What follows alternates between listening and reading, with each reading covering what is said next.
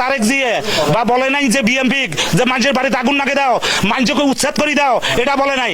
কিন্তু এটা তো আমাদের দোষ, আমাদের সেটা আমরাও চাচ্ছি, আমরাও বিএমপির লোক হয়ে চাচ্ছি যে সাধারণ মানুষ সুষ্ঠুভাবে বসবাস করে খাইতে পারে, কারো জন্য উপর অন্যায় অত্যাচার না হয়। আমি এই ঘটনায় চাচ্ছি বিচার হোক, অন্যায়কারীর বিচার হোক। এরকম লোক যেন আমাদের বিএমপির মধ্যে বদ লোক যেন না থাকে, আমরা এর বহিষ্কার চাই। দামোদর সাদিক সাহেবের উপর চাওয়া আমি সোনাচার পদত্যাগ চাই, এরকম লোক আমরা দলে চাই না। আর তাদের জন্য আমাদের দলে বদনাম হবে, আমরা এটা চাই না। পুলিশের কাছে চাই যে যে দোষী হবে তার সুস্থ বিচার চাই, যাতে যেন এইরকম ঘটনা আর ঘটাতে না পারে কেউ। তবে আমরা তাকে এই দল থেকে আমরা বহিষ্কার চাই। এটা ন্যাক্কারজনক ঘটনা, এই ঘটনায় আমরা নিন্দা জ্ঞাপন করছি।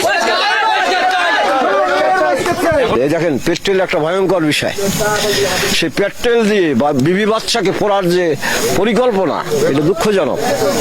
তাহলে এই সমাজের মানুষের যদি নিরাপত্তা না থাকে, একটা গরিব মেহনতি মানুষের যদি নিরাপত্তা না থাকে, তাহলে আমাদের অবস্থা কোথায়? সুস্থ তদন্তের মাধ্যমে এই সন্ত্রাসীদেরকে আইনের আওতায় এনে কঠোর শাস্তির দাবি করা হচ্ছে। সবাই কিন্তু মানে মাস্ক পরা ছিল আর গামছা বেঁধে আসছিল। হ্যাঁ, প্রায় যারা ডাকাতি করে না সেম ডাকাতির মতো করে আসছিল। হ্যাঁ, সবাই একসঙ্গে আসে নাই, কেউ আইসে মানে ডান দিক বাম দিক সবাই একজোট হয়ে আইসে। হ্যাঁ, আইসে মানে পেট্রোলের বোতল আছে না, এগুলো দিয়ে মানে প্রথমে এগুলো চারো মোড়ায় ঢালছে, ঢাইলা তারপরে মানে যে আপনার লাঠি গোটা বা ওই যে বড় যারা কিশোর গ্যাংয়ের পোলাপানের কাছে যেগুলা ছুরি অস্ত্র থাকে না, ওগুলো নিয়ে টিনগুলো সব কিছু ভাঙা লুট করছে। হ্যাঁ, ভাঙচুর করে ভিতরে ঢুকছে, ভিতরে করে মানে সোনা বানা যা কিছু আছে সব কিছু লুট করছে। লুট করে যখন জনগণ একটু টের পাইছে, সবাই একসঙ্গে মানে জোট হয়ে আইছে। আসার সঙ্গে সঙ্গে সবাই ওরা মানে পালাতো। এটা হচ্ছে পেট্রোলের পাম্প।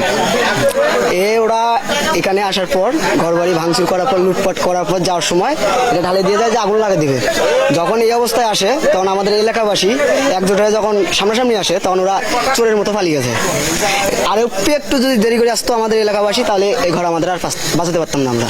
সকাল এখানে বাড়ি শুরু করছে, আমাদের পাশের বাড়ির মহিলারা চিল্লে উঠছে, ওরা আসতে ধরছে, লোককে আবার সরা দেখানো হয়েছে, ওরা ভয়ে চলে যায়, চিল্লেন দিচ্ছে যে বাড়ি আগুন দিতেছে, বাড়ি ভাঙতেছে। তখন আমরা সবাই ওখান থেকে বহুত লোকজন আসছে, আসি থেকে এই অবস্থা বাড়ির। নিক্ষেপজনক ঘটনা এটা, ঠিক আছে, দল থেকে বসে করতে হবে, ওই জন্য আমার কোনোদিন না করতে পারবে কাউরে। ওদের আমি সূক্ষ্মভাবে বিচারছি, আমরা সবাই এলাকার লোকজন।